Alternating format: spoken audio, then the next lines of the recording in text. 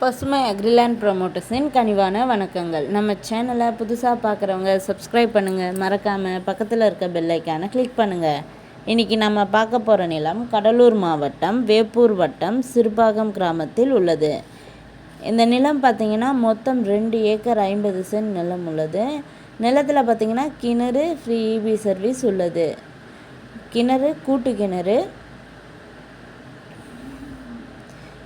நிலம் பார்த்திங்கன்னா தார் ரோட் ஃபேஸில் அமைந்துள்ளது. மண் கருமண் நிலம். இந்த நிலத்தோட விலை பார்த்திங்கன்னா மொத்தமும் 33 லட்சம் சொல்கிறாங்க.